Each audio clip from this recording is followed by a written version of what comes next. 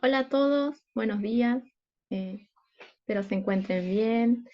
Eh, es nuestra primera reunión abierta, estamos muy emocionados desde el comité, así que bueno, tenemos una invitación, una participación especial del profesor Fred, eh, así que sean bienvenidos y vamos a dar comienzo a la reunión. Eh, Nuevamente los saludo y agradecemos su presencia. Les informamos ante todo que esta reunión está siendo grabada y se compartirá a través de nuestro canal de YouTube. Entendemos que todos los presentes tienen los derechos de esa imagen.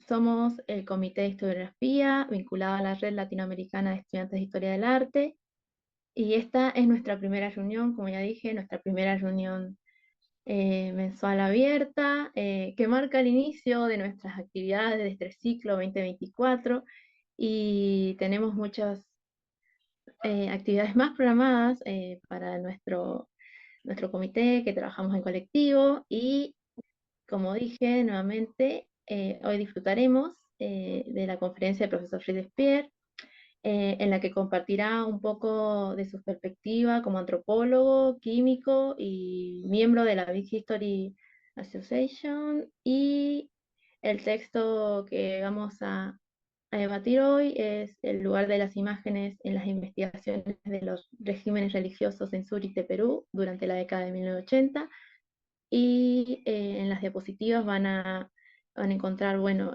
QRs del link trade del Comité de Historiografía y también de información sobre la trayectoria del profesor, así que ahora voy a dar paso a mi compañera Priscila que va a hacer toda esta introducción en portugués. Sean bienvenidos. Bom dia a todos e todas.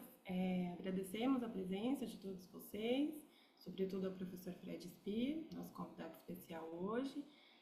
A gente precisa avisar que essa reunião está sendo gravada, então a gente entende que todos os aqui presentes cedem os direitos de imagens, né? Nós somos o Comitê de Historiografia, vinculados à Rede Latino-Americana de Estudantes de História da Arte. Essa é a nossa primeira reunião mensal aberta do ano de 2024. Vocês estão todos convidados a continuar participando e acompanhando pelos canais da rede. Hoje nós vamos desfrutar uma palestra muito enriquecedora do professor Fred Speer, que vai partilhar um pouco da sua perspectiva como antropólogo, químico e participante, membro da Grande História, Big History Association. Vai falar um pouco para a gente sobre isso. O texto de apoio, além das imagens sobre o Peru, que a colega Camila citou, nós também vamos debater um pouco sobre a teoria do processo de civilização de Norbert Elias e a teoria dos regímenes sobre do professor Fred Speer. Ambos os textos estão disponíveis no Linktree e vocês podem acessar pelo QR Code que está disponível na tela nesse momento. Então, eu vou passar a palavra para os nossos colegas César e Camila para fazer a introdução do professor. Quem quiser pode acessar um pouco do material e das pesquisas nesses sites que estão projetados aí também. Bem-vindo a todos. Muchísimas gracias, Pri. Bienvenido, profesor. Esperamos que esta sea una ocasión para establecer vínculos entre nuestras agendas, reflexiones e intereses de investigación, tanto en el marco de sus investigaciones sobre los regímenes, en el grupo de sociología procesual y de figuraciones en proceso que tienen en la Universidad de Ámsterdam, como del propio proyecto de la Big History Association. Hemos durante los últimos 2 meses he estado adelantando las lecturas de sus textos, muy interesados, muy interesadas en conocer un poco más acerca de su perspectiva, sus comentarios sobre la perspectiva de la sociología procesual y genética del profesor Norbert Elias y sus adelantos en investigaciones de 20, 30 años, tanto en términos de bioquímica como de antropología cultural, historia social. Y afortunadamente hemos encontrado un campo muy enriquecedor, muy nutritivo, muy fructuoso, no solamente para poder hacer investigaciones de largo aliento acerca de las conexiones entre diferentes esferas de nuestra realidad, sino también, por supuesto, para ir allanando un vacío que dejó hace más o menos unos 100 años el profesor Avi Warburg en torno a las pesquisas e hipótesis filogenéticas del surgimiento de las artes en la muy larga duración y que sin duda alguna a través de un enfoque como el de la Big History seguramente podrá ser explorado con rigor y con el interés y novedad de nuevos investigadores y nuevas investigadoras como las que reúne nuestra red de historia del arte en América Latina. Sea esta entonces una ocasión también para presentar algunos de sus textos. Aquí, por ejemplo, tengo tres, perdón, yo hago un énfasis, eh, que son precisamente el más antiguo, justamente, el de la gran historia y sus regímenes, que fue publicado en 1996, acá en la mitad, con el título en inglés The Structure of Big History, en el que usted presenta una teoría general sobre la historia del cosmos, de la Tierra, de la evolución y de la cultura. Eventualmente este libro maravilloso que recomiendo a todos nuestros oyentes y nuestros visitantes, que es El lugar del hombre en el cosmos, una inspiradora historia precisamente que sintetiza la forma en la que fueron conectándose la evolución y la humanidad y cómo esto nos permitiría asumir los retos en el futuro. Y por último, la maravillosa obra que acaba de publicar en 2022-2023, How the Biosphere Works, Fresh Views Discovered While Growing Papers, en la que usted explora de una manera muy concreta y retomando algunos de sus proyectos de agronomía y de bioquímica, justamente como los regímenes y precisamente la termodinámica le permite estudiar un poquito más la historia de unos pimientos o de unos ajís cultivados en su casa a través de la exploración y el ejemplo personal de la agricultura urbana. Eh, Sea bienvenido entonces, muchísimas gracias por aceptar nuestra invitación y realmente celebramos con esto no solamente una ocasión profesional, sino la continuación, en mi caso, y el inicio de muchas y muchos otros, estoy seguro, de una valiosa amistad, tanto académica como personal. Deseo que sea una extraordinaria ocasión y aquí le doy la palabra a mi compañera Camila para que ella pueda continuar de una otra manera eh, con con nuestra objeción y lo planteado, y lo planeado. Mil gracias.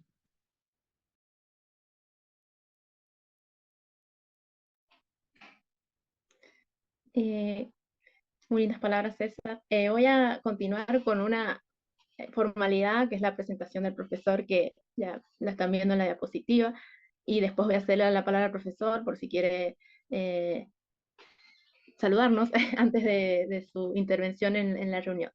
Bueno, es el profesor jubilado el profesor Fred Spier es profesor jubilado de la Universidad de Ámsterdam, con maestría en bioquímica y artes y doctorado en antropología cultural e historia social, uno de los mayores expertos y fundadores de la gran historia como disciplina, habiendo enseñado en instituciones de todo el mundo.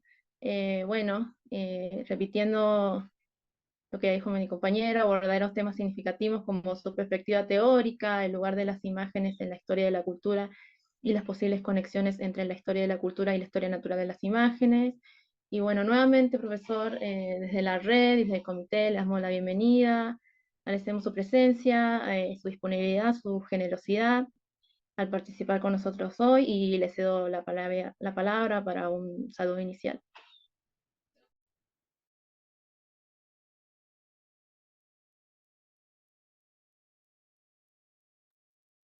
Bueno, muchas gracias por sus palabras tan amables.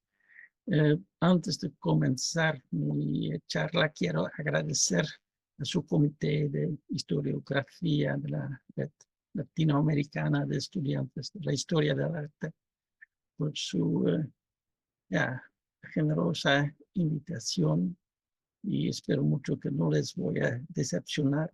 Y también quiero agradecer a César Augusto Duque Sánchez por sus palabras tan amables hoy, pero antes que nada por lanzar este desafío que para mí era algo nuevo, aplicar mi enfoque teórico para analizar imágenes, para analizar arte. Bueno, ahora quiero compartir mi pantalla. Vamos a ver si funciona.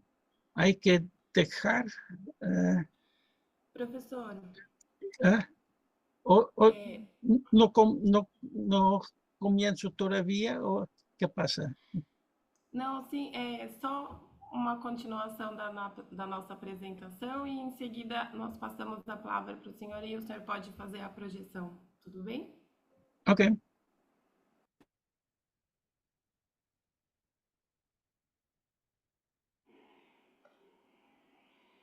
Cami, por favor. Disculpa.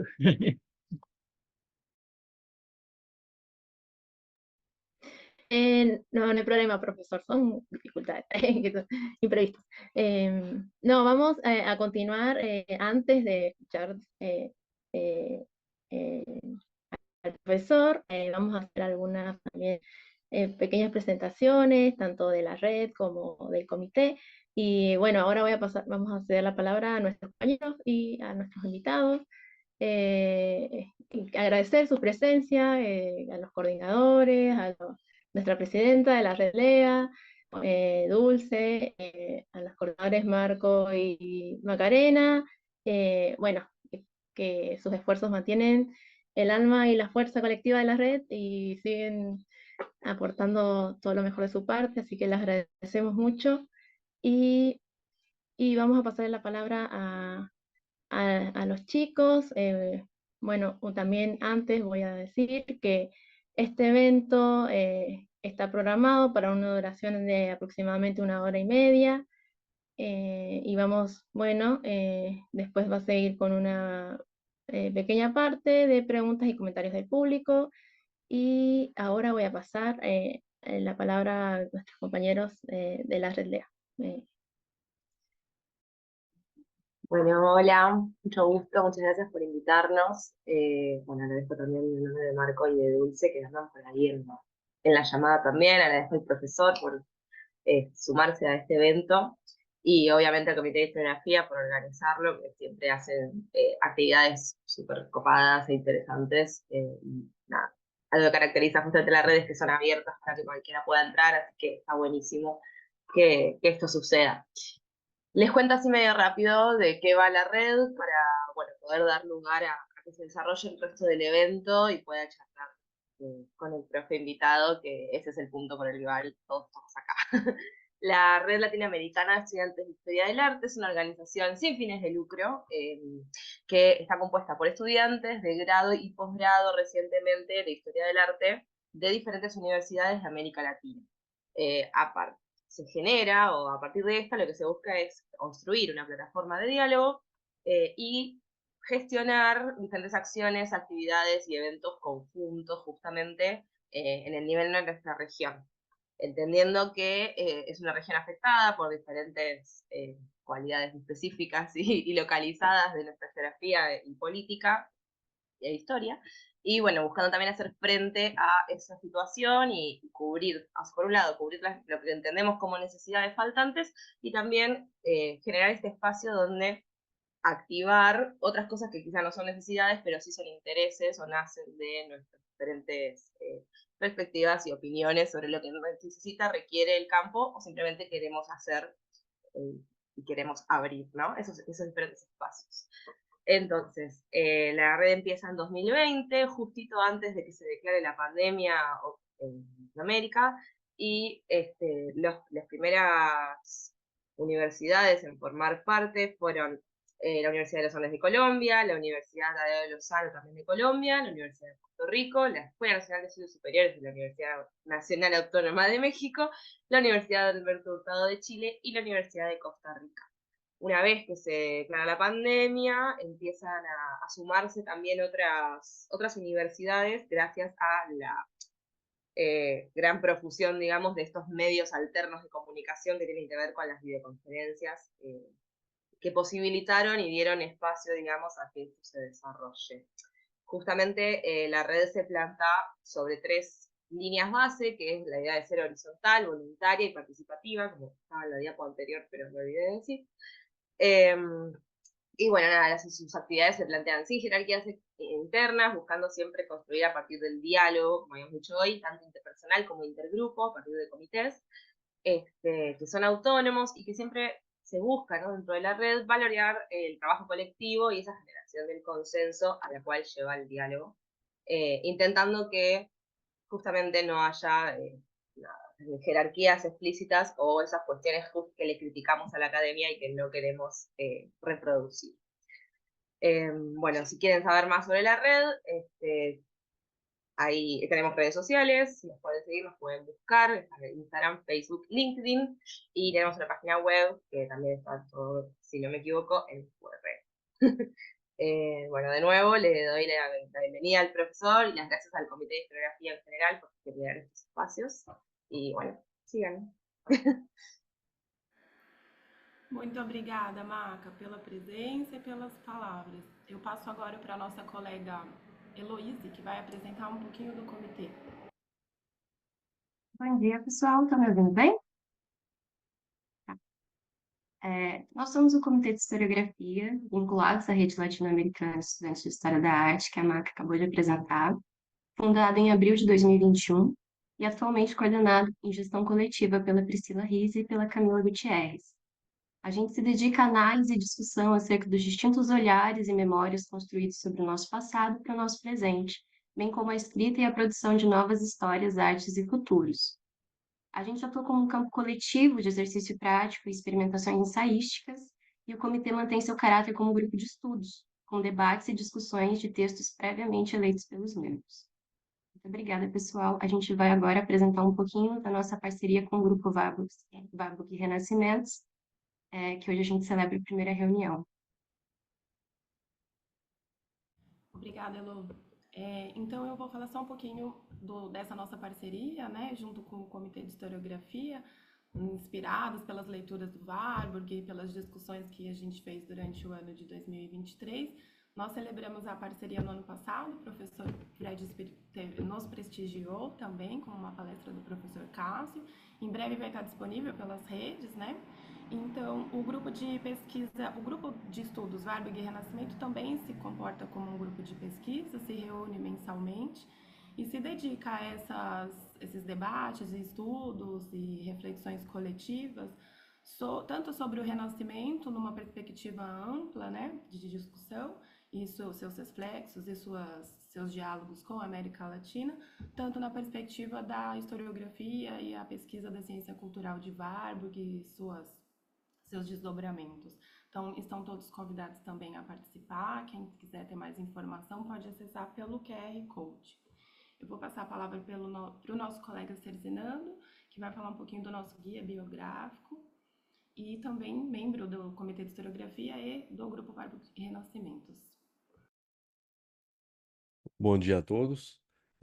Para apresentar um pouco uma parte do nosso trabalho, gostaria de falar sobre o guia bibliográfico, que é uma lista de textos que temos elaborado em conjunto para orientar os nossos encontros mensais. Essa lista de textos embasa nossas conversas sobre a obra de Warburg, suas propostas e a aplicação de sua metodologia no contexto latino-americano. Além disso, o guia bibliográfico é um esforço de seleção de referências estratégicas, com um claro enfoque na produção de intelectuais latino-americanos e nas referências canônicas que foram traduzidas e publicadas em espanhol ou português. Vou retornar a palavra à Priscila, que vai falar agora um pouco sobre o Atlas que o comitê trabalha.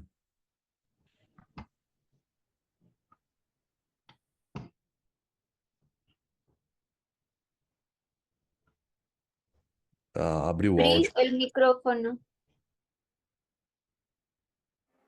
Obrigada, desculpem.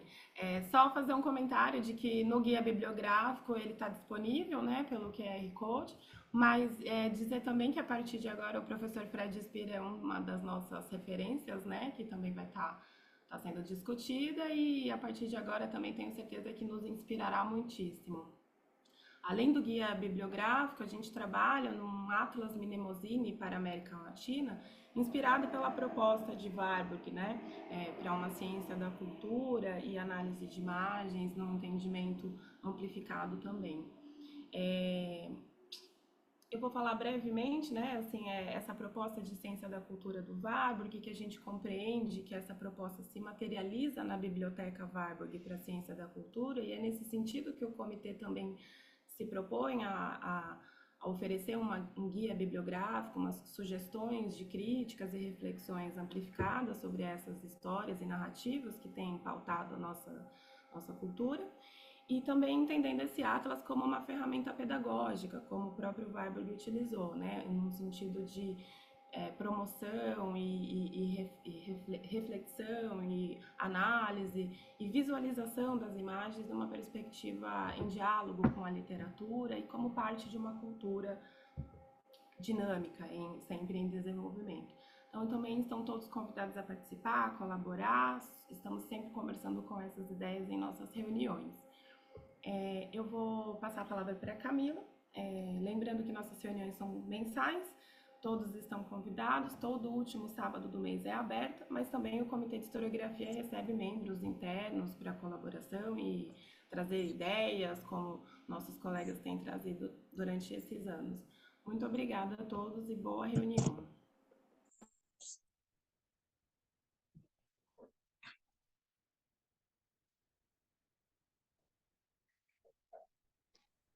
Bueno, antes de comenzar con el evento de hoy, bueno, voy a volver a repetir lo que dijo Priscila, esta invitación para formar parte de este campo colectivo de ejercicio práctico y experimentaciones ensayísticas. Nuevamente les repito que realizamos encuentros quincenales enfocados en la lectura y discusión de estudios, siempre abiertos a nuevos miembros y colaboradores, y estas reuniones se realizan cada último sábado del mes y que son abiertas al público. Los invitamos nuevamente a participar, tienen otro QR con toda la información sobre el comité. Y ahora sí, pasamos y damos la bienvenida nuevamente al profesor Fred Despierre, y esperamos que todos disfruten y les pedimos que mantengan, por favor, los micrófonos apagados, y al final abriremos un espacio para preguntas y debates. Así que ahora vamos a dejar de compartir esta pantalla para que el profesor pueda presentar y darnos su charla.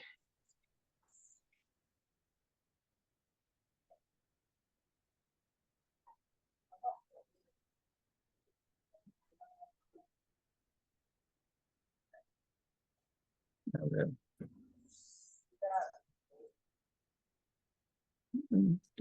Vamos a ver. Ya está. Ok. Bueno, muchas gracias otra vez por invitarme y mis disculpas por adelantar un poco. Estuve un poco confundido por el silencio, pero ahora comprendo y ahora toca a mí. Comenzando, quiero enfatizar que yo no soy experto en imágenes ni en arte, pero sí he observado algo durante mis investigaciones en el Perú andino, y tengo un cierto enfoque teórico que siempre me ayudó mucho a comprender la realidad peruana que encontré en aquellos tiempos, y creo que tal vez podría ser útil para analizar imágenes. Y obviamente he visto muchas imágenes y ni puedo comenzar a mencionar todo lo que he visto. Entonces he escogido dos imágenes bastante distintas, pero antes de discutirlos quiero mostrar un poco la realidad andina que encontré en aquellos tiempos. Aquí estamos mirando desde el balcón del taller de investigación y capacitación rural en Zurich, el pueblo a donde hice mis investigaciones entre 1985 y hasta el fin de 97, un poco todavía. Y muchas veces he estado allá contemplando, reflexionando, intentando ordenar mis observaciones, pensamientos, reflexiones. Y para ver fue, y todavía pienso, la casa a donde está el balcón al otro lado, pues para tener una idea, en pleno centro del pueblo de Zurich. Y este es un pequeño resumen de mi enfoque teórico que se puede aplicar a imágenes. Y este va en términos de regímenes sociales y ecológicos. ¿Qué son regímenes? Mi manera de ver son constelaciones, como se puede ver, de interdependencias humanas. Es decir, siempre somos interdependientes. Somos parte de constelaciones de gente interdependiente. Por ejemplo, ahora en este encuentro Zoom, somos interdependientes en cierta manera. Y también hay ciertas formas de estándares de comportamiento que rigen este tipo de reunión, ¿no? Ahora me toca a mí hablar y a ustedes no tanto, porque si sería otra manera, habría mucha confusión. Entonces, este es parte de este régimen hoy, pero hay un casi sin fin de regímenes sociales y ecológicos que se puede distinguir. Y también consiste de balanzas de poder, ¿no? Como ya se puede indicar que en este encuentro hay ciertas balanzas de poder que me permiten ahora a mí hablar y antes no, pero me confundí. Y también siempre tiene cierto significado, siempre hay, y especialmente con imágenes, no hay imágenes producidos por gente que no tiene significado. Y también siempre tiene que ver con identidades. Pero son términos importantes, es solamente el comienzo de un análisis, pero espero que pasando por mis diapositivas vamos a ver un poco más cómo funciona. Bueno, ¿dónde se encuentra Zurich? Aquí pues, ¿no? En el Perú surandino. Esta foto fue sacada ayer por satélite y se puede ver que hay bastante nubes allá, entonces bastante lluvias, tiempo de lluvias, y esta banda de lluvias mueve con las estaciones, ¿no? Ahora es verano en el sur, pues allá hay la lluvia y se mueve por el norte cuando el verano comienza en el norte del globo. Y como parte de, como soy también gran historiador, quiero enfatizar algo que pienso es muy importante siempre tener en mente. Y es decir, que este globo, que es la Tierra, es nuestra casa en el cosmos, ¿no? Es nuestra única casa. Y la capa delgada que está alrededor del globo es a donde vivimos y es muy, muy delgado, ¿no? Se puede compararlo con una manzana. Si esta manzana sería la Tierra, su cáscara sería la biosfera, nada más. Y esa es la zona a donde hay nuestra vida y todo lo que consideramos normal, pero no es normal de ninguna manera desde un punto de vista cósmico, ¿no? Es muy inusual. Y si cortaría esta cáscara, se remueve toda la biosfera, ¿no? Hay que darse cuenta que vivimos en una capa muy delgada y tenemos que cuidarla. Y yo en Amsterdam ahora, en Holanda, vivo en esta situación, ustedes en sus sitios, el pueblo de Zurita también. Entonces, todo lo que estamos discutiendo pasa en esta capa tan delgada, tan preciosa.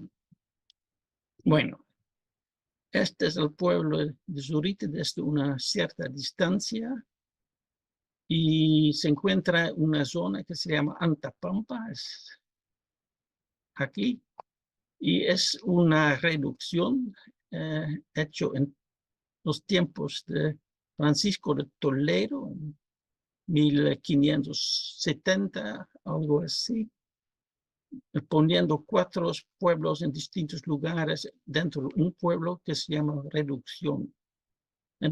Entonces todavía se puede observar muy claramente la historia de la conquista y el comienzo de la colonia española. Aquí se encuentran andenes incaicos, son andenes muy grandes. Fue un proyecto que ejecutaron entonces antes de la conquista. Aquí se encuentra un tambo, tambo cancha se llama. Tambos fueron posadas y posadas incaicas, puede decir. Y desde Cusco, que está allá, corría un camino hacia el oeste, el norte, hacia Chinchaysuyo, y esta fue la primera posada en el camino. Entonces, una región muy importante estratégicamente para los incas y después para los españoles también. Y antes que nada, pues era una zona muy fructífera, muy productiva. Y aquí se puede ver un agricultor trabajando la tierra, irrigando estos andenes incaicos, que son grandes y todavía se considera como las mejores tierras de la zona. Y aquí hay una vista sobre la pampa en la dirección de Cusco, ¿no? Cusco está allá en el camino a Japatñán, por allá, y aquí hubo entonces el tren hacia Machu Picchu. Y así entraron los españoles por primera vez hacia Cusco. En esta valla había varias batallas, entonces tiene bastante historia importante. Y bueno, podría dar muchas charlas sobre este tema, mientras yo no soy un gran experto, seguramente hay expertos mucho mejores que yo sobre todos estos temas. Bueno, son agricultores, la gente que habla quechua como su idioma materno, y así lo hacían y pienso que todavía lo hacen, ¿no? Con bueyes introducidos por los españoles y también en las faldas donde no se puede utilizar bueyes, todavía lo hace con su chaquitaclia, su tierra pie.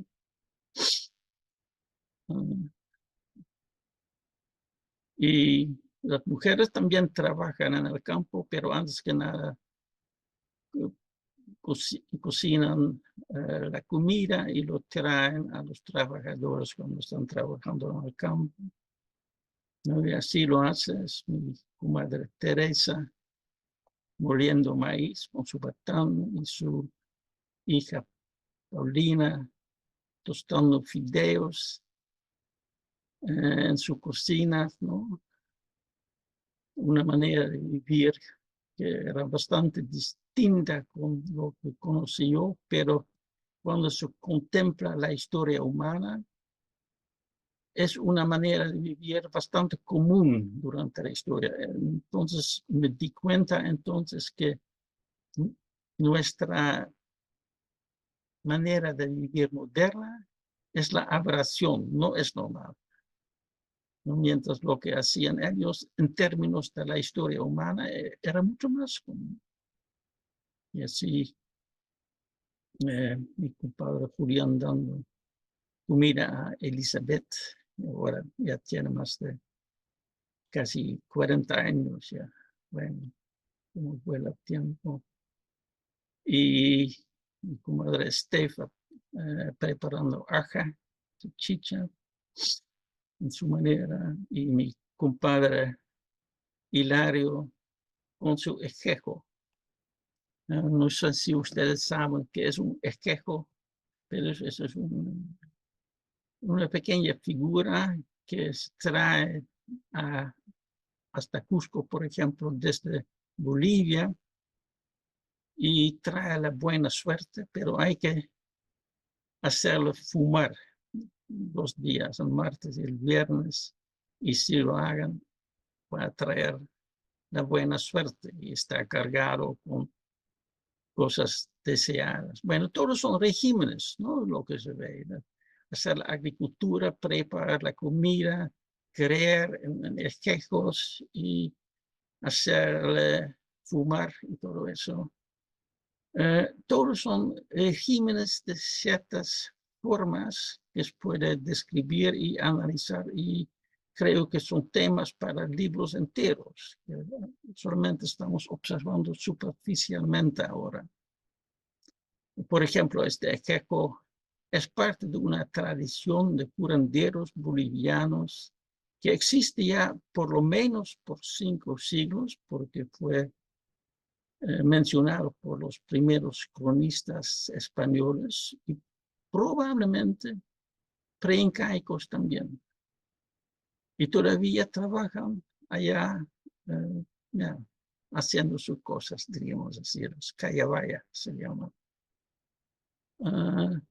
Y así, por ejemplo, se prepara la comida, pachamanca se llama, hacer cocer los papas y las verduras en la tierra con la ayuda de piedras calientes mientras cocinando la cosecha. Este fue un día inolvidable para mí, cuando yo también ayudé a trabajar la tierra. No lo hice muy bien porque ya yo no soy experto, pero siempre lo hicimos con mucho humor y fue realmente días inolvidables, con mucho cariño.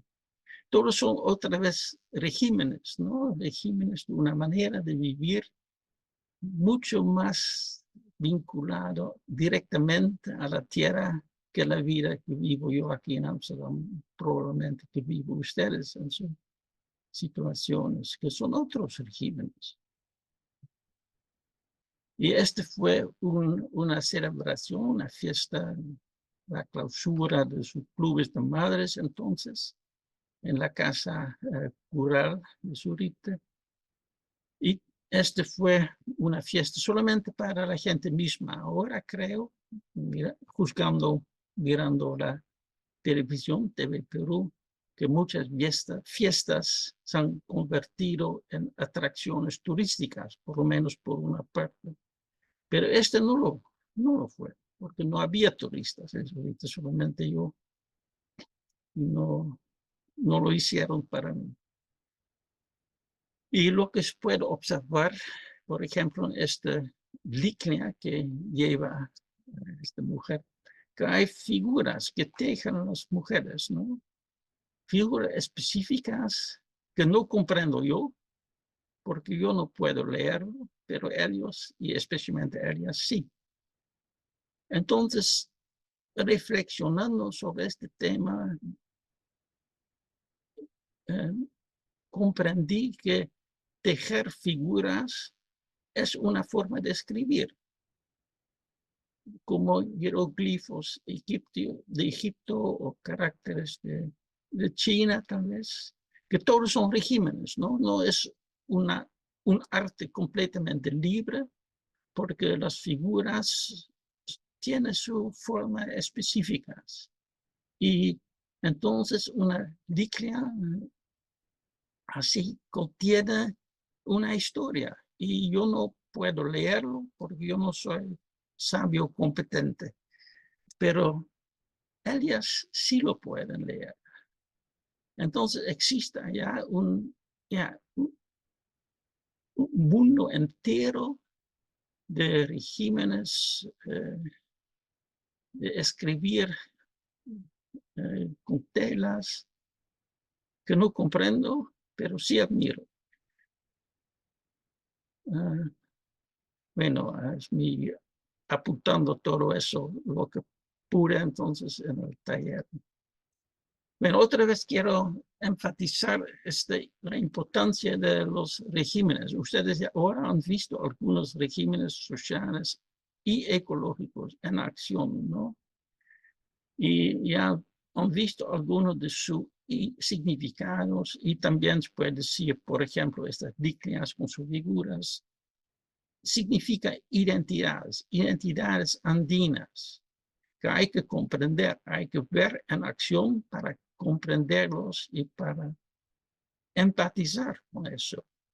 Y sin eso, aún menos se va a comprender tales imágenes.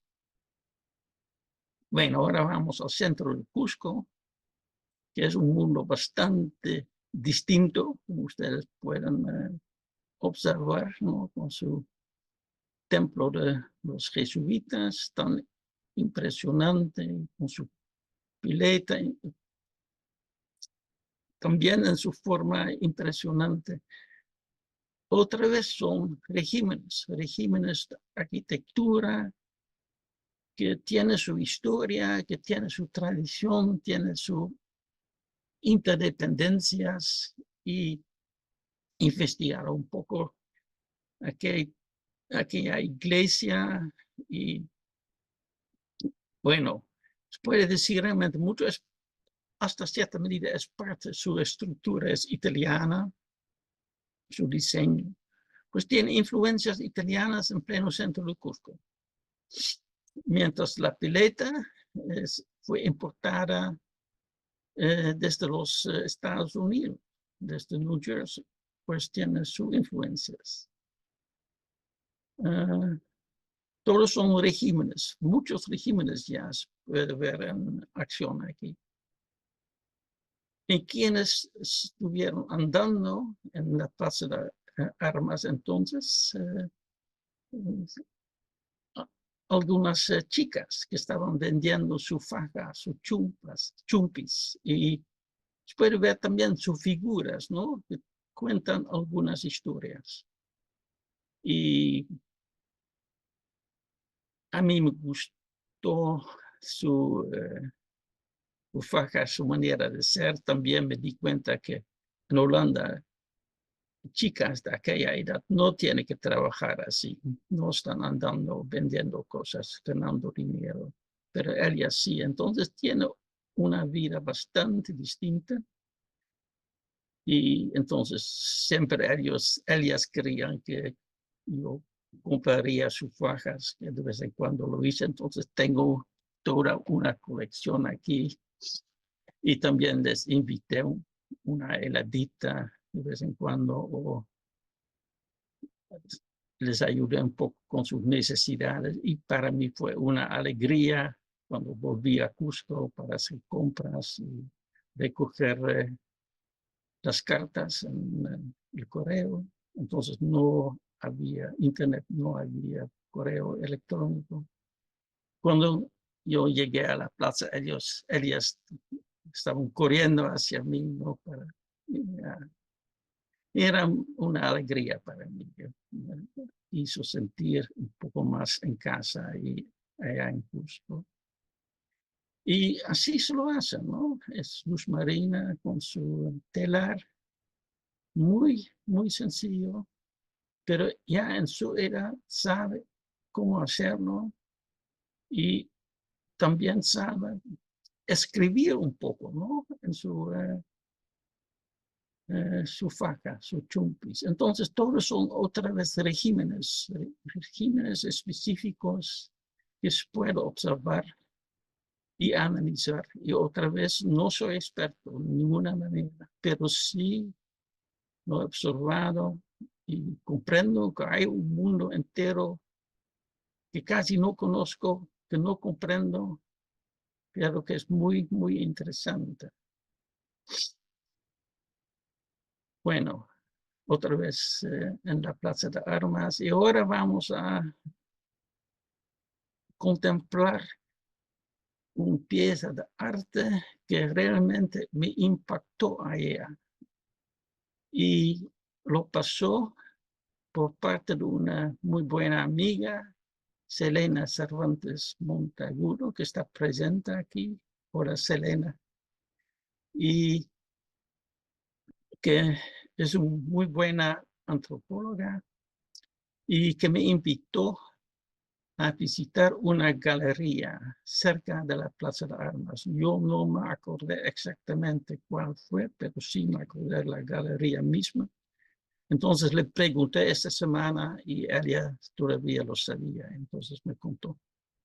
Y fue esta galería, según Selena, la galería del Instituto Americano de Arte, y fue una exhibición de arte moderno y vi una pieza que realmente me impactó, pero no tengo imagen, ni lo pude encontrar en internet cuando busqué, pero sí lo tengo en mente, entonces hice un esfuerzo para reconstruirlo y fue algo como así, ¿no? Lo que se ve aquí es un boleto de KLM Business Class, ¿no? Diciendo al colmo de lujo. Bueno, para un holandés, ¿no? Es un golpe, porque siempre estuve consciente y estoy consciente que fue y soy una persona privilegiada poder viajar a Perú, hacer las investigaciones y todo eso. No mucha gente en el mundo puede hacerlo. Entonces yo estuve muy consciente de eso siempre, desde el momento de comenzar mis investigaciones en Holanda. Y también estuve consciente que mucha gente allá en el Perú, sino todos y todas, también tenían aquellas ideas de mí, ¿no? Como una persona privilegiada. Pero nunca había visto una expresión tan abierta de eso. Entonces tenía que ver con una perspectiva, una identidad holandesa bastante acomodada, diríamos así, y también mi identidad holandesa, a donde yo no soy tan acomodado, hay gente mucho más rica y nunca he viajado en business class hacia Lima, nunca, porque para mí era demasiado caro. Pero sí conocí al director de un instituto de desarrollo allá en Cusco, se llamó PRODERM, el proyecto de desarrollo en microregiones. Y él sí viajó con KLM Business Class desde Amsterdam a Lima. También un gran contraste, ¿no? Entonces se ve muchas perspectivas de identidades y también regímenes que aquí están, porque yo soy parte de, puede decir, de un régimen holandés y este boleto fue parte de una cierta manera de producir boletos que ya no existen, ¿no? O sea, desaparecido, ahora todo va en forma electrónica. Y detrás de este boleto está una aerolínea con sus regímenes y todo eso, y caramba, estaba llegando a Lima entonces. Y mucho más, entonces ve muchos regímenes aquí en este pieza de artes. Y ese es solamente el comienzo, en mi opinión, porque esto fue parte de una galería del Instituto Americano de Arte, que es un régimen en sí mismo, ¿no? Que había organizado esta exhibición y habían permitido esta pieza colgar en la pared. Otro régimen. Y se puede preguntar, ¿por qué un boleto KLM? ¿Por qué no American Airlines o British Airways o Air France o cualquier otra aerolínea grande. ¿Qué habrían dicho la gente del Instituto Americano de Arte si habrían escogido la American Airlines? No sé, ¿qué habrían pensado? Entonces puede ser que detrás de eso también existe un régimen de lo que se permite y tal vez no permite. Pero esto no sé, tal vez simplemente tenía acceso a un boleto KLM y le fascinó al artista. No lo puedo decir, faltan observaciones. Y otra cosa que quiero enfatizar es el marco.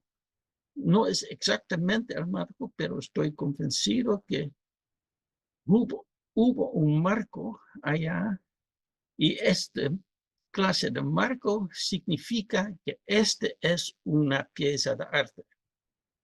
¿No? Sin marco ya es un poco menos claro. Es simplemente un boleto KLM en sí mismo es arte o no. No necesariamente. Entonces puede preguntar qué es arte y cómo se lo define. Y para mí la definición más interesante fue formulado por una, creo, socióloga norteamericana, Ellen Disseyanake, se llama, que básicamente dice que es algo que se vuelve en algo especial. Y solamente es lo que pasó con este boleto KLM, ¿no? Por ponerlo dentro de un marco y colgarlo en la pared de una galería, se volvió en una forma de arte.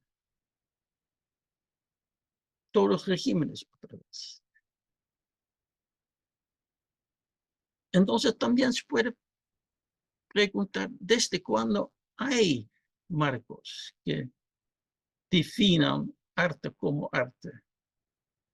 Según lo que sé, los romanos antiguos no tenían piezas de arte con marcos. Los egipcios, en Egipto no, los griegos tampoco. Entonces emergió en cierto momento, y yo no sé cuándo, pero ahora significa, esta es una pieza de arte o una foto importante o algo así. Y los marcos también definen cierta identidad del objeto, entonces también son ciertos regímenes en acción.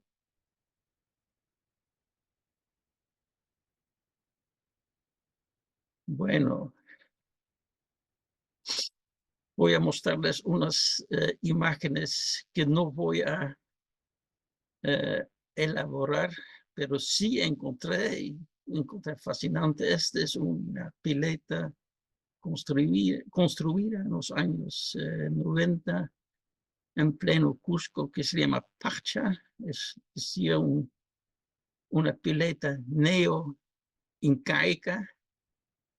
que tiene también su historia. Y fue parte de un proyecto iniciado por el entonces alcalde de Cusco, Daniel Estrado, que se llamó el proyecto COSPO. Él quería, diríamos, así, ya cambiar la cultura un poco, introduciendo motivos, temas incaicos otra vez en la ciudad.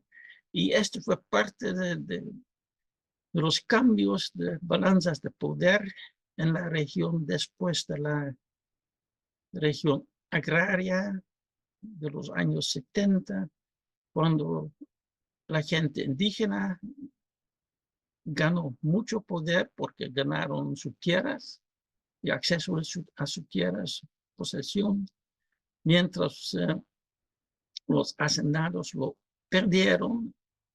Entonces hubo un cambio de balanzas de poder importante y como parte de eso ganaron las gentes indígenas, quechua hablantes, mucho poder.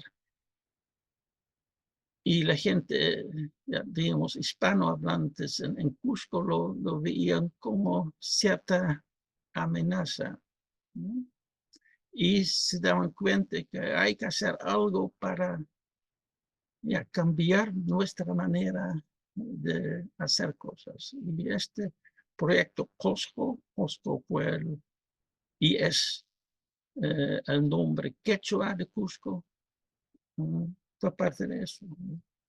También pusieron esta torre en la avenida Pachacútec. Pachacútec fue el inca conquistador más grande del incanato.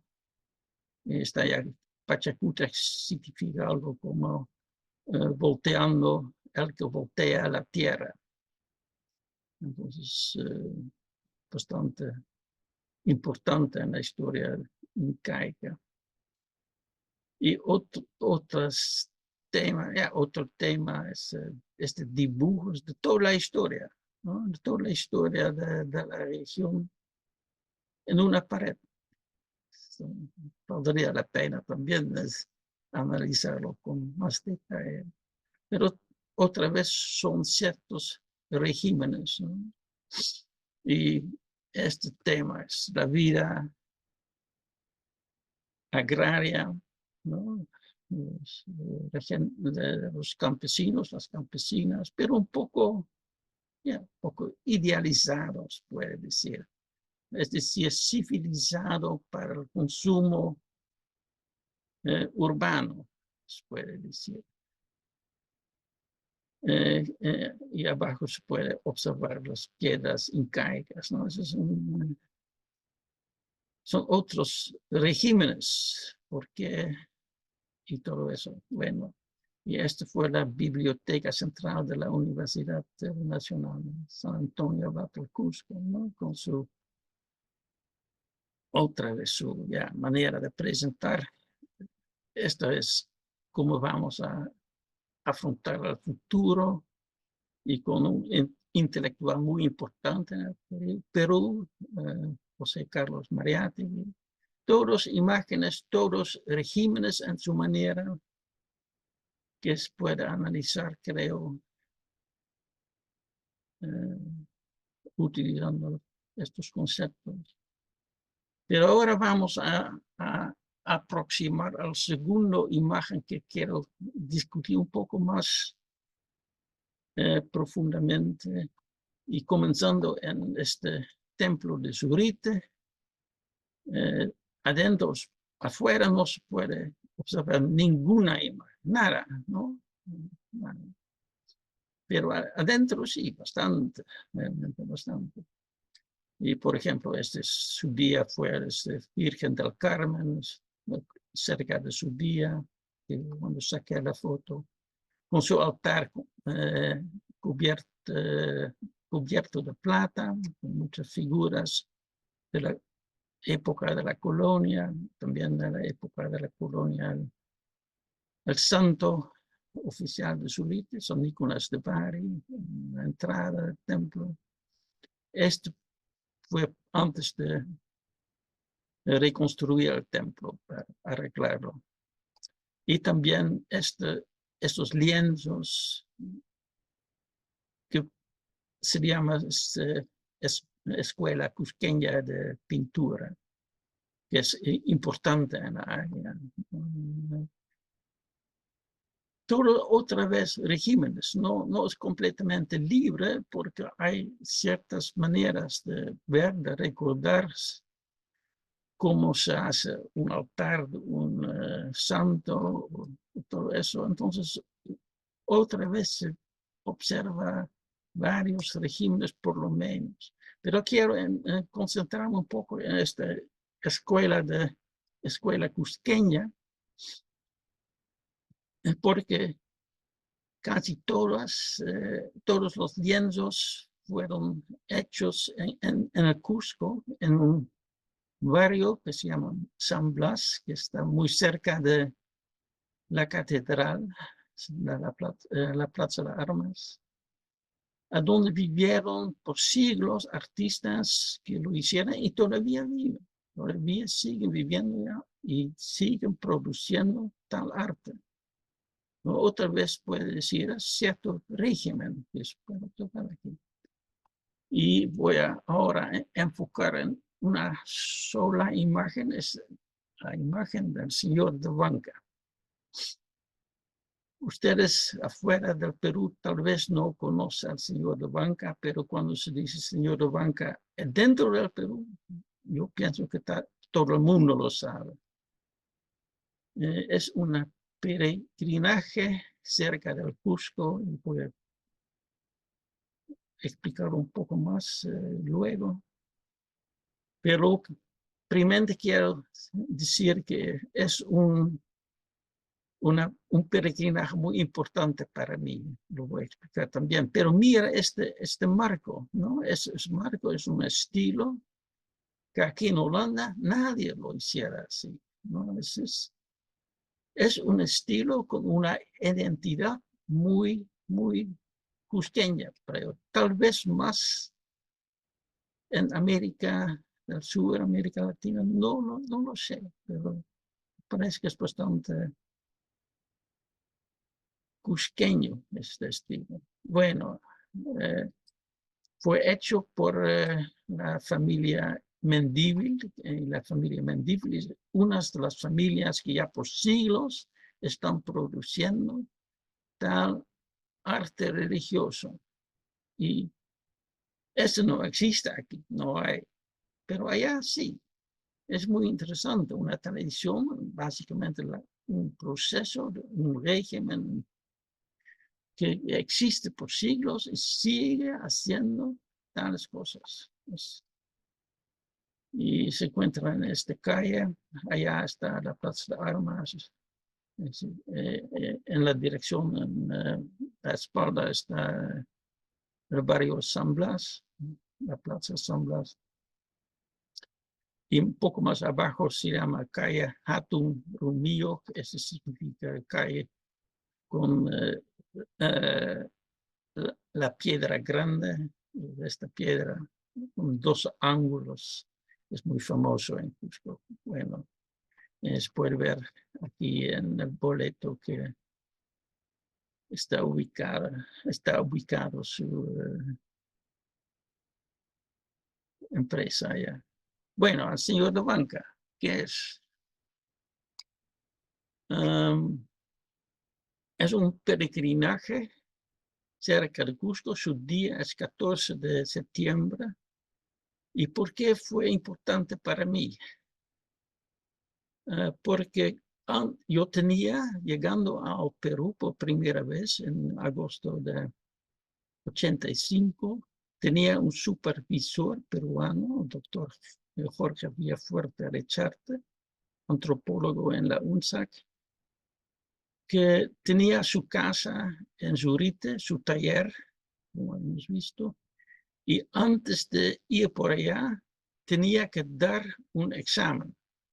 Y si no logré pasar, no me iba a permitir ir a Zurite. Y el examen fue que yo tenía que ir al peregrinaje del señor de Banca, observarlo y escribir un reporte.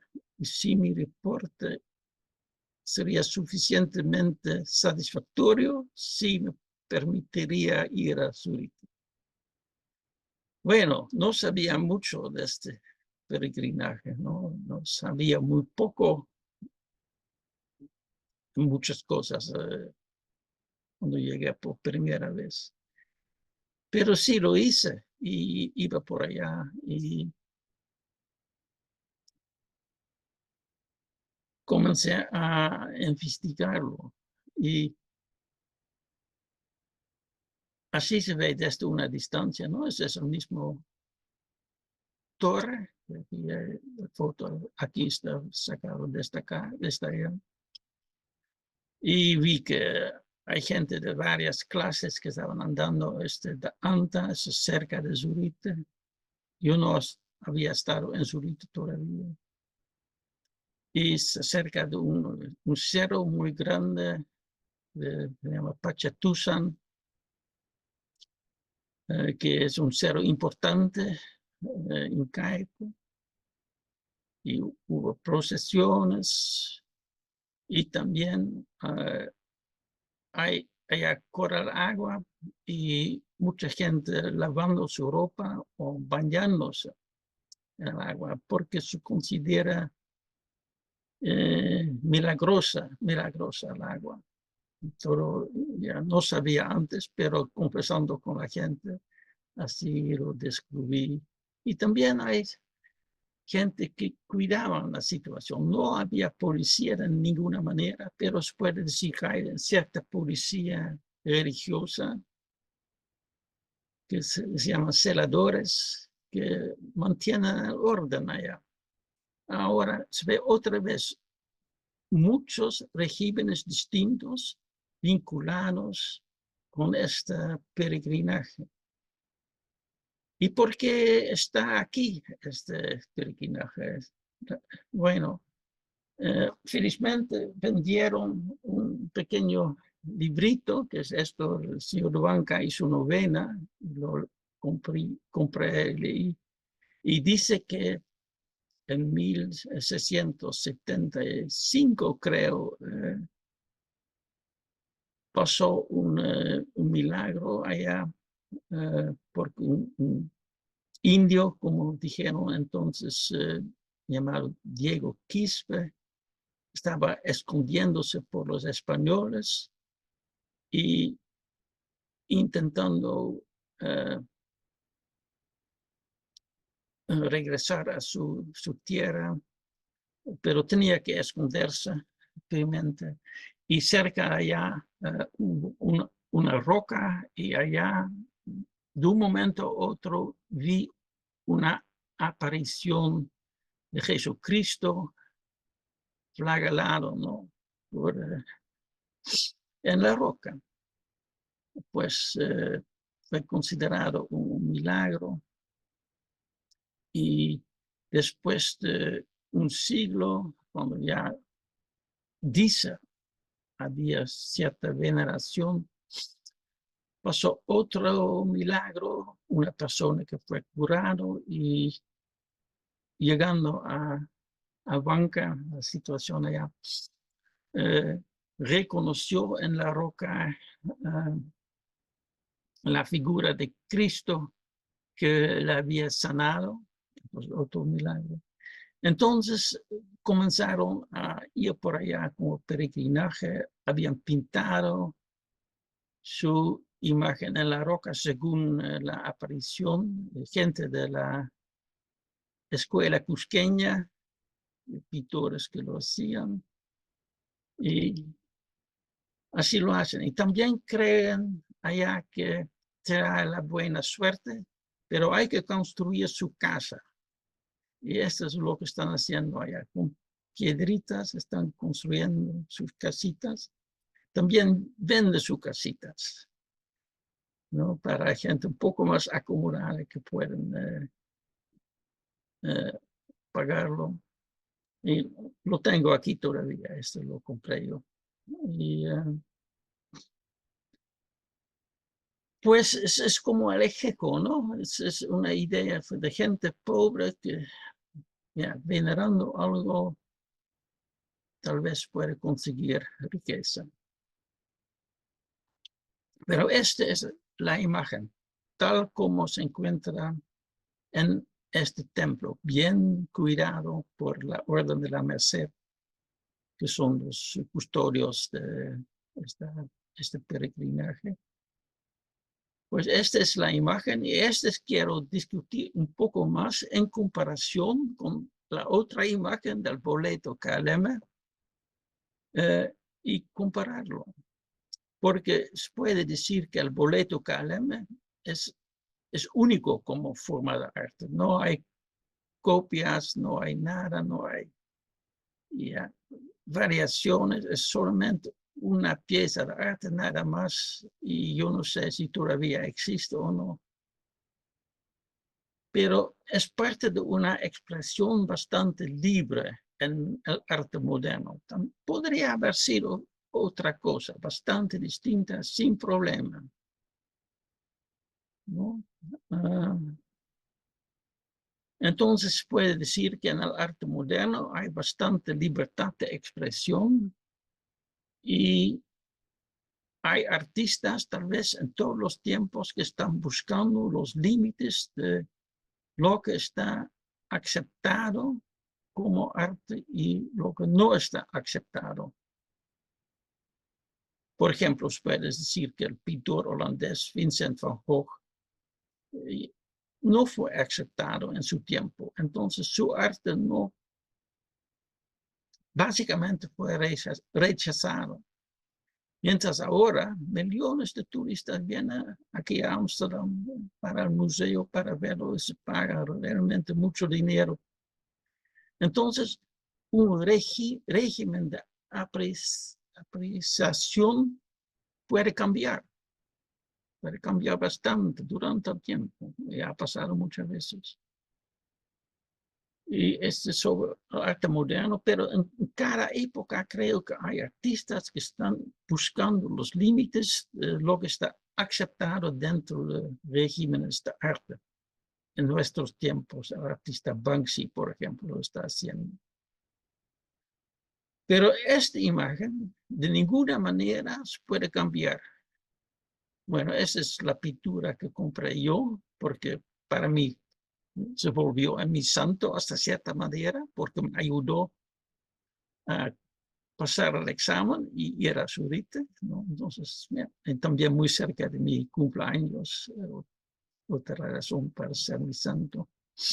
Pero la expresión es casi lo mismo, hay muy poca libertad de cambiarlo en comparación con este boleto Kalem, ¿no? Que podría ser, haber sido bastante distinto. Y este es este librito de la novena producido por la Orden de la Merced, ¿no? Casi lo mismo, ¿no? Y esta es una imagen que compré yo entonces, en 85, iba por ahí. Y esta es una pequeña tarjeta que compré en Cusco de una monja en la Plaza de Armas que quería venderme y porque era mi santo no pude, ya no quería decir no, no. Pero lo que se ve es, la imagen es casi lo mismo, pero el contexto, el marco es bastante distinto.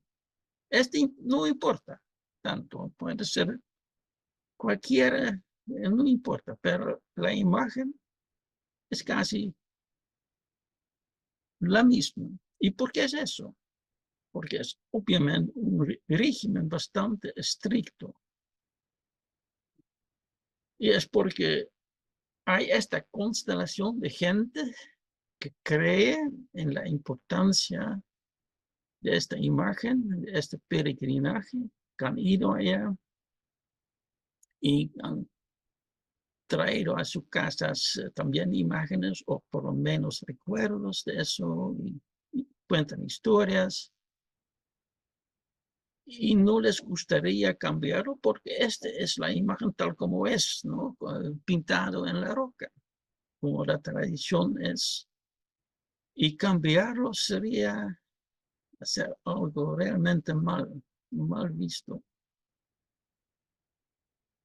Entonces, existe este régimen religioso, se puede decir, consistiendo de gente interdependiente que mantiene la estabilidad de esta imagen. Y pasa en muchas partes, ¿no? Entonces, no es algo realmente excepcional para el señor de Banca de ninguna manera. Pasa en muchas partes con muchas imágenes. Pero hay que, cuando se nota eso así, hay que pensar cuál es el régimen que lo mantiene así, de qué consiste y cómo funciona. Y otra cosa que encuentro muy interesante del señor de Banca es que se encuentra en muchos sitios, aquí en el Combi, viajando desde Cusco a Zurich, entonces aquí se ve, ¿no? Señor de Banca. Y Aquí ese fue la Nochebuena, en 85, ese es don Pancho Bumán y señora Plácida prendiendo una vela, y aquí está el señor de banca. Y entonces está presente en varios círculos sociales distintos. No es un círculo netamente, claramente definido, sino entonces está cruzando círculos sociales, regímenes sociales, puede decir, que en otra manera tal vez no tan fácilmente tendrían contactos entre ellos o intercambios culturales o amistades. Pero sí lo hace esta imagen del señor Banca. No sé cómo funciona, pero sí lo he observado. Bueno, yo creo que he dicho ya demasiado. Esto es lo que quise compartir con ustedes y espero que hay por lo menos algunas preguntas. Muchas gracias por su atención tan amable.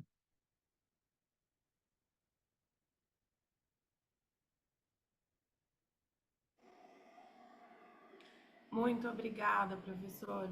Lindas imagens, reflexões, inspiradora, muito inspiradora. Nós vamos abrir agora para os participantes, para os ouvintes, para quem quiser comentar, fazer alguma pergunta, pode colocar no chat ou também pode tomar a palavra.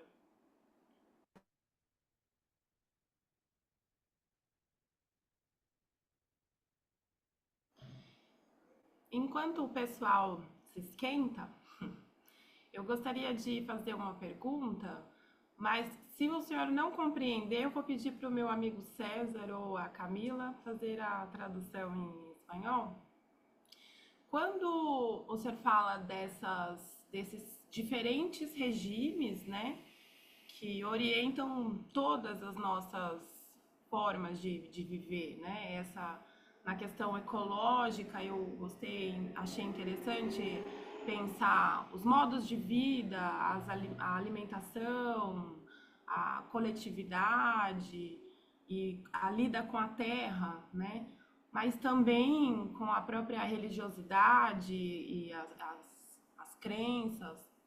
Mas o senhor fala de uma disputa, não sei se poderia ser assim, que está presente em todos esses regimes, né? Que seriam essa questão de uma força, de um desejo, uma coerção e também autocontrole, né?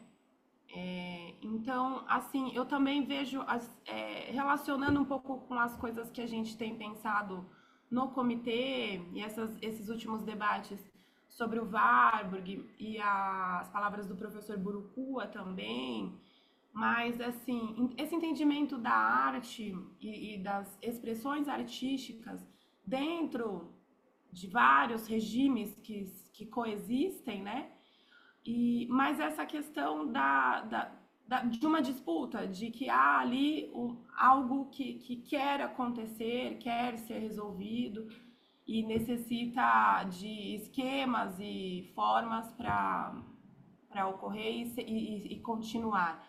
Eu queria saber se o senhor acha se esses desejos, se essas disputas ou esse autocontrole, se há algo psicológico nesse sentido, porque se formos pensar na arte como um desses regimes e um pouco da necessidade de expressar e mediar desejos, medos, paixões, e se o senhor percebe algo de psicológico nesse sentido, desses autocontroles, independente da arte, e se isso teria um reflexo, essa disputa polar, esses polos, se o senhor também vê isso numa perspectiva cósmica, de mais assim, não na micro, né? Porque há essa psicologia individual, talvez, ali,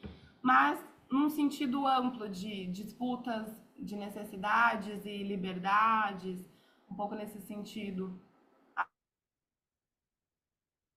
Até pensando nessa questão da história natural, como o senhor vê a história humana dentro dessa perspectiva de história natural e cósmica. Se o senhor puder comentar um pouco sobre isso. Não sei se eu fui clara, me desculpe. Bueno, no sé si he comprendido todo, pero por lo menos algo, y si me escapa algo, por favor que me corriges y me ayudes. Pero yo pienso que estamos solamente al comienzo de analizar la realidad social, también la realidad más o menos en su conjunto, en términos de regímenes. Hay un poco más que ya existe en esta presentación, no pude elaborar mucho, pero sí, yo creo que el pensamiento del sociólogo alemán Norbert Elias es muy aplicable y básicamente la manera de pensar en términos de regímenes surgió de su sociología. Eso sí, entonces sus ideas de autocontrol y control externo son muy aplicables a la sociología de regímenes, sin ninguna duda. Y también es notable que gente como nosotras, viviendo en ciudades, vivimos en un casi sinfín de regímenes distintos, sin darse cuenta muchas veces.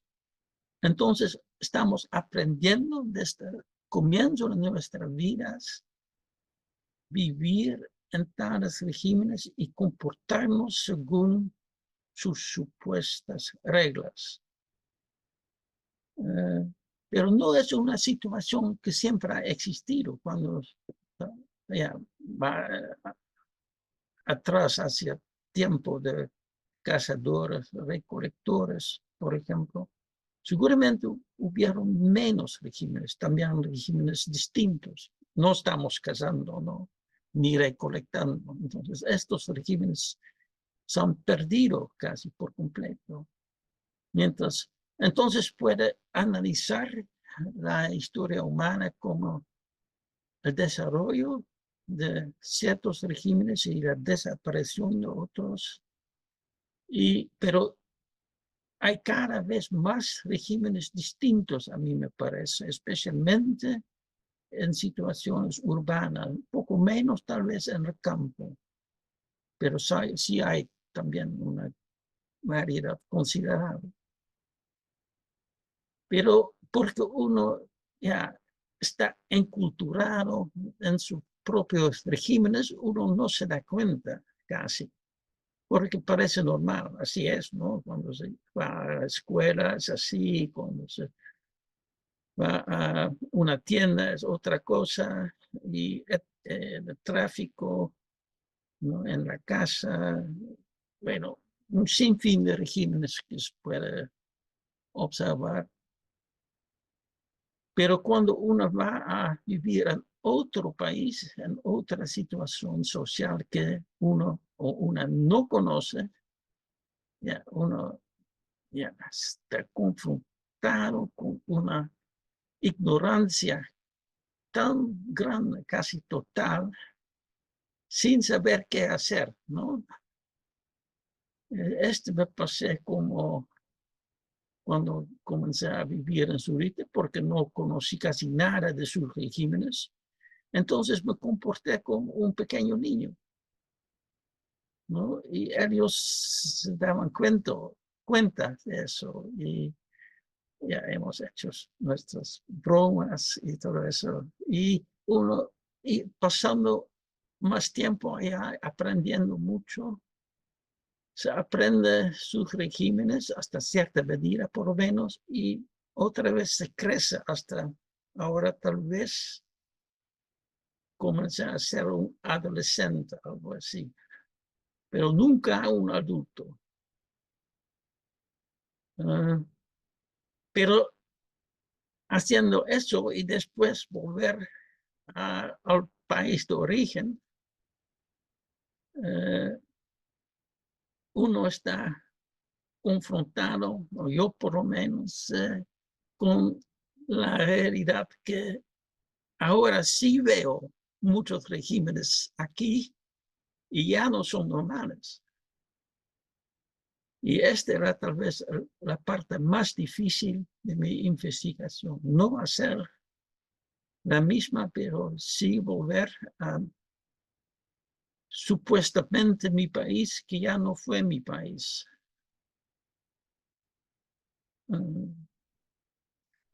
Y todavía no me he acostumbrado completamente, porque veo tanto que antes no vi y que la gran mayoría de la gente no ve tampoco aquí, ni sabe nada de las realidades en otros países. Y también yo soy y estoy muy consciente que no lo sé tampoco en muchos casos. Y incluso que estoy muy consciente que hay mucho que no sé de Holanda. Antes no estuve tan preocupado sobre eso, no me di cuenta, pero ahora sí. Entonces me ha cambiado casi por completo esta experiencia, incluso pensando en términos de regímenes, pero por lo menos me ayuda a analizar la realidad con más claridad y pensar, lo observo eso, ¿qué estaría pasando, no? ¿Cómo se puede analizarlo en términos de regímenes? Y me ayuda. Y también me ayuda un poco a predecir un poco el futuro. Si este es lo que está pasando, ¿a dónde estamos yendo? Yo no sé si estas son respuestas a tus interrogantes, Priscila, y si no, por favor, explícame. Eu acho que foi ótima, era para a gente pensar mesmo nessas reflexões. Por exemplo, quando o senhor fala dessa questão do regime e das diferentes formas de entender essas regras reguladoras, né? E, então, por exemplo, acho que o senhor comenta sobre o Marx comentar essa disputa no sentido de luta entre classes.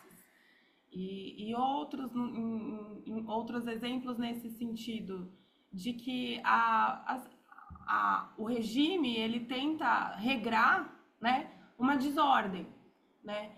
E talvez essa desordem seja múltiplos desejos, múltiplas forças ali atuando que vão ser guiadas por um regime. Mas há algo ali que deixa de ser feito e algo que passa a ser orientado, por exemplo. Eu só estava mesmo refletindo um pouco, pensando sobre isso, porque o Warburg, ele fala, por exemplo, sobre essa disputa. Eu poderia pensar, por exemplo, na questão do regime, dentro das imagens, essa análise de imagens, algo como um caminho que possa ter guiado, por exemplo, a migração de determinadas formas visuais, por exemplo. E dentro disso, múltiplos regimes vão conversar. Então, se a gente fosse analisar, por exemplo, aquela pintura da escola cusquenha, então, de que forma esse Cristo chega, essa representação, e ali, dentro do Peru, como que vão outras forças, outras imagens atuar e se conformar daquela maneira. Às vezes mantendo alguns padrões, né? Mas às vezes com alguns escapes, algo que foi, né? E então eu penso que parece que há algum diálogo nesse sentido da perspectiva do próprio Warburg, no olhar para as imagens enquanto migrantes, né? E entender esses caminhos de migrações, talvez como regimes, mas me parece ter algo assim psicológico nesse sentido, como o Warburg fala. O artista individual, ele tem a vontade expressiva dele, mas ele também recebe as imagens e as referências e os modelos pela cultura, pela memória. Então, por exemplo, quando cada um que faz aquele senhor Huenca, ele recebe um certo modelo, ele tem algo que é uma memória compartilhada sobre essa forma do Jesus Cristo. Mas há algo ali que os artistas vão colocar do seu próprio individual. E é nesse sentido que há uma disputa do que o artista, o indivíduo e o que vem do coletivo e várias outras questões. Então era um pouco isso, assim. Eu não sei também se eu consegui me expressar muito bem, mas era mais refletir sobre essas forças em disputa e como essa perspectiva de regime pode ajudar a pensar tanto num micro quanto num macro, assim.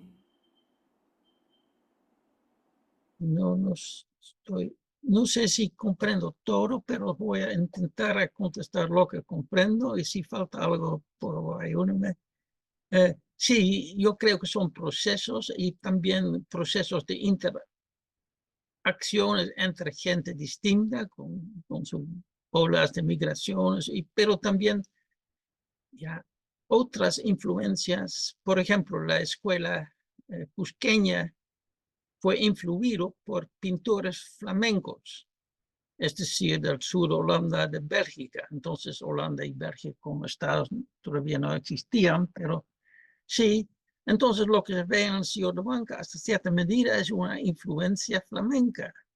Esa es parte de un régimen que fue... Y entonces, aquella región fue parte del Imperio Español.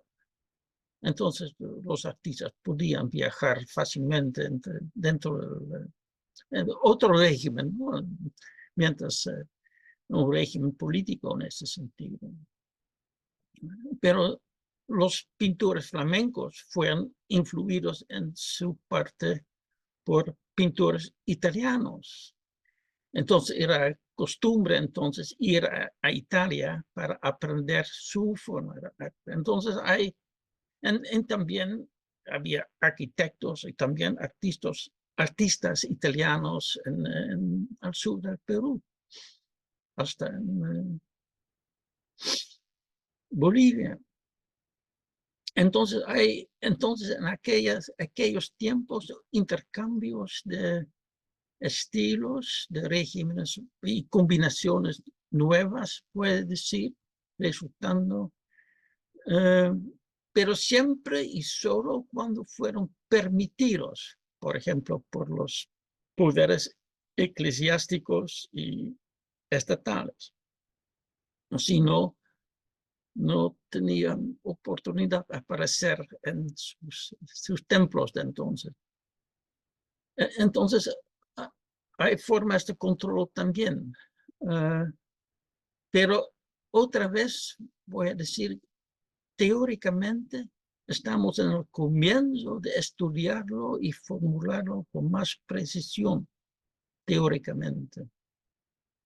Y me gustaría hacerlo, pero aquí en Holanda no he podido encontrar dentro del grupo elasiano gente que está interesada en hacerlo.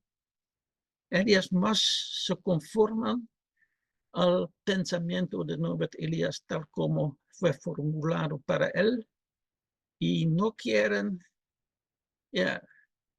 buscar nuevas maneras de pensar, evoluando desde esta perspectiva. Entonces son un poco como el señor de Banca, su imagen, ¿no? Muy estable, conformado por un régimen bastante estricto, rígido, mientras yo pienso que el pensamiento de Norbert Elias, que es un cierto régimen, vale mucho, pero es posible, pero también tiene sus problemas y es posible solucionar los problemas utilizando el concepto de regímenes. Pero yo solo no puedo hacer todo. Tenía que hacer tantas cosas durante los años pasados y es solamente ahora cuando otra vez comienzo a pensar, reflexionar sobre el tema de regímenes humanos y cómo tal vez mejorar el análisis. Y también hay, como dice también Norbert Elias, el aspecto psicológico, obviamente, no es solamente la fuerza externa o algo así que te hace comportar en ciertas maneras, pero también se internaliza, se puede decir, y también depende de su persona, su personalidad. Entonces siempre hay un cierto aspecto de individualismos, puede decir, como somos distintos y distintas. No hay gente que son exactamente los mismos, las mismas. Y todo eso hay que darse cuenta analizando todo eso para evitar que se vuelva en un esquema demasiado rígido. Tiene que corresponder con la realidad tal como lo observamos. Y, y si lo dijiste, que hay que cuidarse con eso, tienes toda la razón.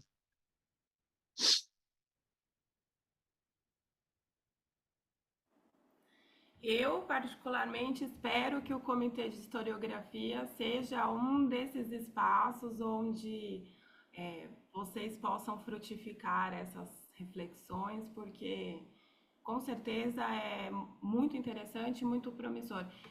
E eu gostei muito da questão do regime em relação à cultura, pela questão que o senhor coloca no sentido de hierarquia, né? Há um juízo em torno, assim, querendo, né? E o regime parece ser algo simples, e é aquela beleza do simples que é muito sofisticado, né? Então, eu particularmente acho muito interessante. Até mesmo para pensar um pouco aqui na questão da América Latina, e que abre espaço para a gente pensar nos caminhos opostos, né? Não só como não só como pontos de recepção, mas também como trocas e intercâmbios e respostas também. Então eu acho muito frutífero mesmo, acho muito interessante. Eu agradeço mais uma vez, mas eu acho que os colegas ainda têm alguns comentários aí para o senhor. Muito obrigada. Muchas gracias a usted.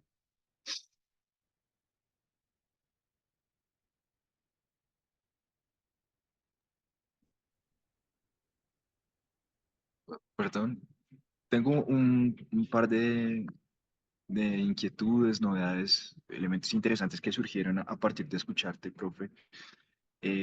La primera es justamente eh, esas tres variables que aparecen en el texto sobre la sociología de los regímenes, que retomas también según su importancia de Norbert Elias y que forman parte de la constitución de la realidad, que son la psicológica individual, con todos sus procesos cognitivos, orgánicos, que también consideras, por supuesto, como parte del procesamiento energético, pero que se va complejizando porque los procesos orgánicos dentro de la propia evolución de las especies tienen también su estructuración de regímenes y su incremento de complejidad. Luego, las interdependencias grupales, que también van adquiriendo su propia complejidad a nivel de regímenes y tienen su propia historia en la etología, pero por supuesto también en la historia cultural humana y eventualmente la interacción entre la especie y la naturaleza no humana.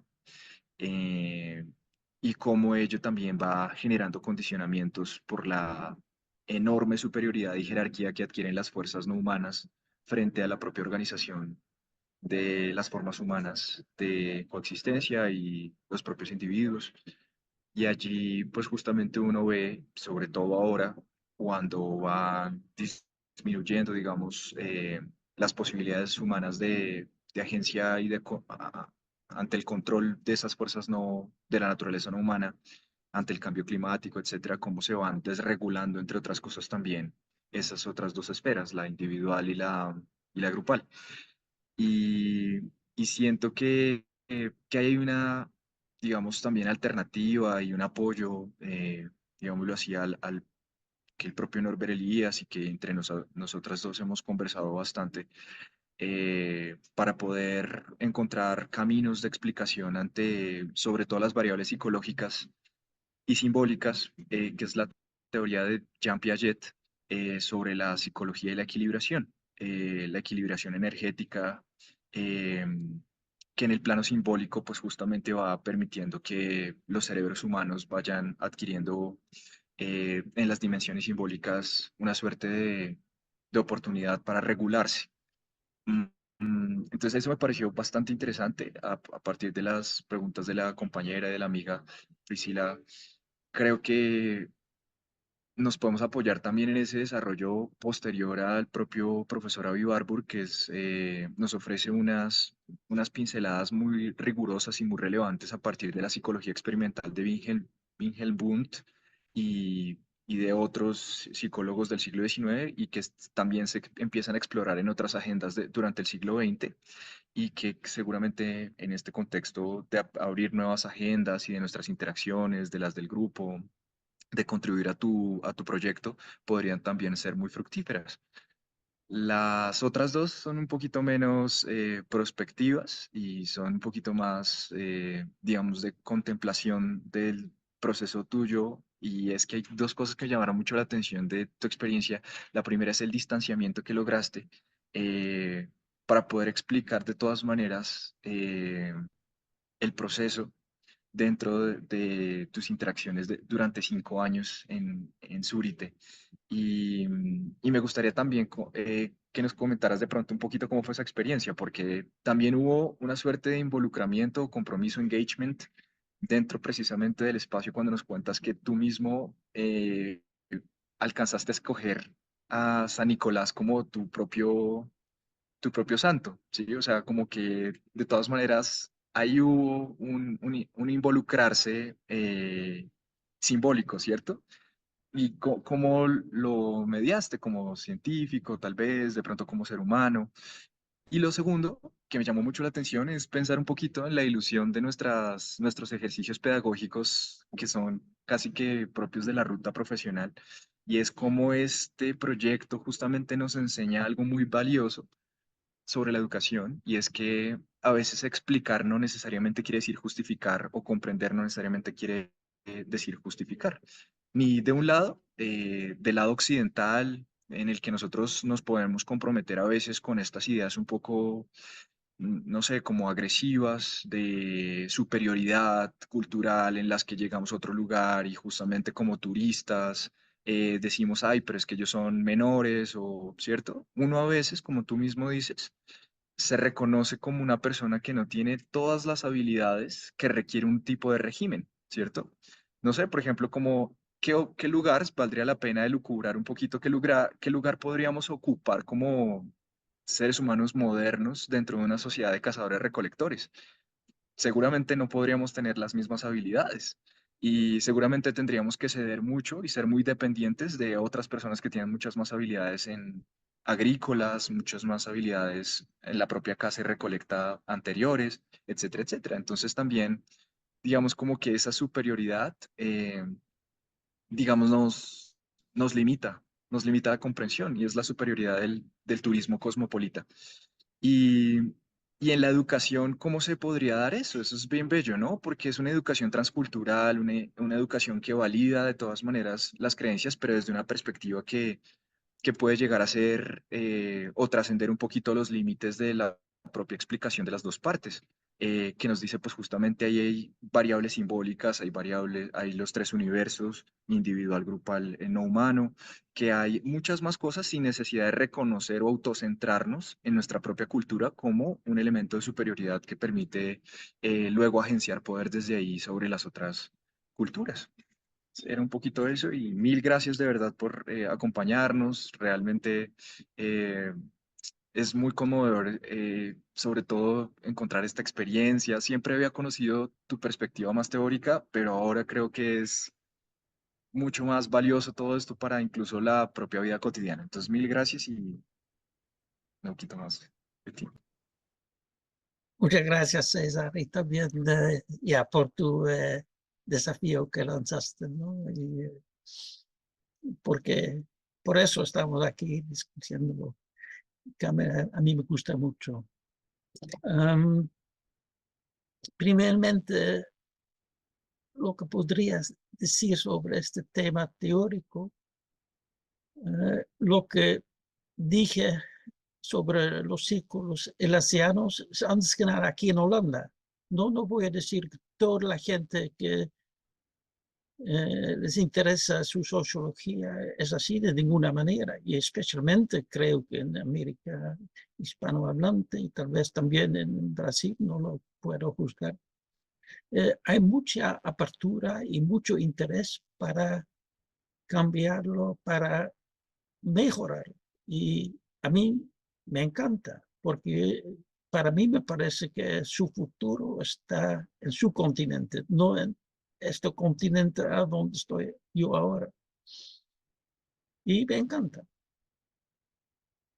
Ya lo que me pasó durante mis investigaciones, ya cómo decirlo en unas palabras, ya comenzando como un ignorante, pero con el profundo deseo de conocer su realidad y siempre pensando, como hago, siempre creo que todos somos y todas somos inhabitantes del planeta Tierra. En ese sentido somos iguales, aunque algunos tienen mucho más poder o posesiones que otros. Pero en mi opinión, hay que respetar a toda la gente y espero que todos y todas van a respetar a otra gente, que no siempre pasa, desgraciadamente. Pero no me veo mejor que ninguna otra persona y siempre quiero conocer, aprender, interactuar y también disfrutar de la vida juntos y colaborar. Esa es mi manera de ser, se puede decir. Y por eso me sentí, después de ya un periodo un poco duro en el comienzo, porque no conocía a nadie y no entendí casi nada, pero entrando en su sociedad y especialmente conociendo a su gente y experimentando realmente mucho cariño, mucho, ¿cómo decirlo?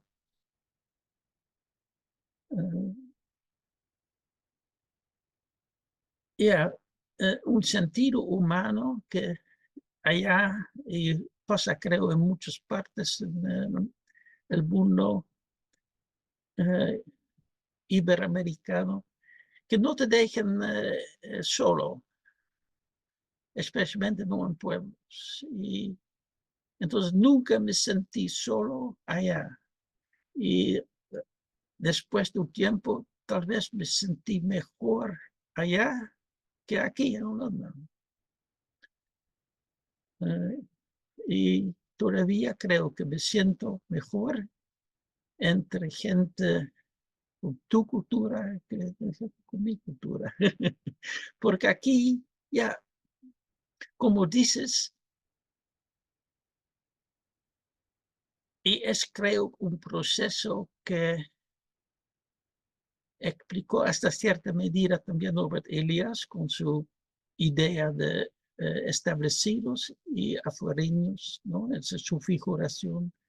Los establecidos tienen que considerarse como los mejores, un poco superior y todo eso, y los otros y otras como peor, simplemente dicho. Y pasa en todas partes, dentro de un país, dentro de un pueblo, dentro de una familia, pero especialmente entre países, naciones. Y por eso los poderosos, más poderosos, ni pueden ver a los menos poderosos, ni quieren verlos. Pero sí los menos poderosos pueden ver a los más poderosos. Y tal vez con mejor perspectiva. Y hay que cruzar esta barrera, creo, para llegar a un mejor entendimiento. Y yo creo que se puede hacerlo con un diálogo entre gente de cualquier cultura, cualquier posición social. Hasta, por lo menos cuando ellos y ellas quieren hacerlo. Y lo mismo en la enseñanza, creo. Yo cuando enseñé la gran historia, porque nunca tuve la oportunidad de enseñar algo sobre mis experiencias latinoamericanas, porque no hubo interés aquí, muy lamentablemente. Pero sí hubo cierto interés en la gran historia y siempre comencé con, bueno, muy bienvenidos y bienvenidas. Ahora estamos entrando en una conversación sobre cómo entender, observar, entender la realidad. Y espero mucho que ustedes van a aportar mucho. Y estuve en un colegio internacional, entonces teníamos estudiantes de varias regiones y siempre era muy enriquecedor sus aportes, sus perspectivas distintas, sus conocimientos distintos y así intercambiando y tomando en serio lo que dice otra gente, pero siempre interrogando también. Podemos llegar a un mejor entendimiento de la realidad y mejor entendimiento de otra gente también. Y este es mi ideal de la enseñanza. No voy a decir que siempre he logrado hacerlo muy bien, es otra cosa, pero por lo menos fue mi intención. Y también comenzando desde arriba, como hice en el comienzo de mi charla, mostrando la tierra en su conjunto. Y diciendo, ok, este es donde vivimos, ¿no? Este es nuestro sitio. Eso lo compartimos nosotros. Y hay que reflexionar sobre eso, cómo hacerlo. Y después bajando, entonces ya ir por arriba y por abajo y con el concepto de regímenes no es ningún problema. Porque hay regímenes más largos, hay más pequeños, no importa. Es como un lente zoom, puede decir. Yo no sé si he contestado todos tus... Ok, muchas gracias otra vez, César.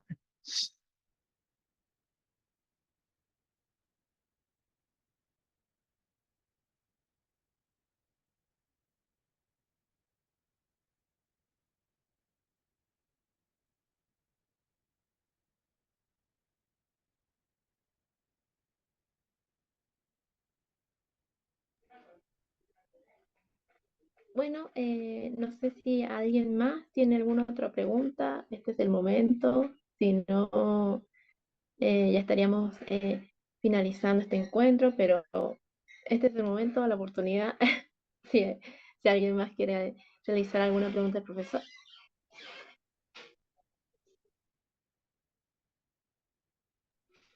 O dejarlo en el chat, si son tímidos, también. No hay problema. Nosotros, nosotros lo decimos.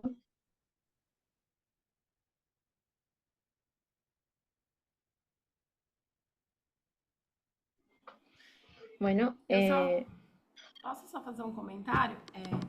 Professor, volte quando quiser, sempre que quiser, falar sobre as suas outras reflexões. Estaremos muito, muito honrados de recebê-lo novamente, com certeza. Bueno, a ver, muchas gracias. Muchas gracias. Y vamos a ver, pero estoy feliz con esta reunión. Ojalá que habrá más conversaciones, que vamos a aprender más entre nosotros, nosotras, y estaremos en contacto. Me gustaría mucho hacerlo. Entonces, otra vez, muchas gracias. Muchísimas gracias.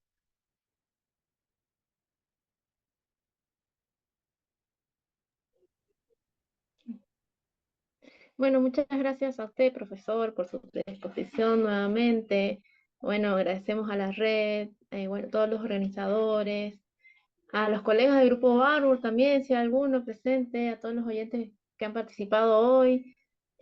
Los volvemos a invitar a nuestras reuniones abiertas del Comité de Historiografía, que se realizan siempre el último sábado del mes, en este mismo horario.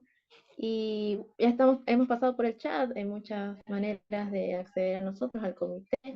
Y también lo mismo que Priscila, este va a ser su espacio, siempre que usted quiera, puede venir a aportar sus reflexiones, nosotros encantados de escucharlo. Y agradezco la participación de todos y fue un excelente encuentro.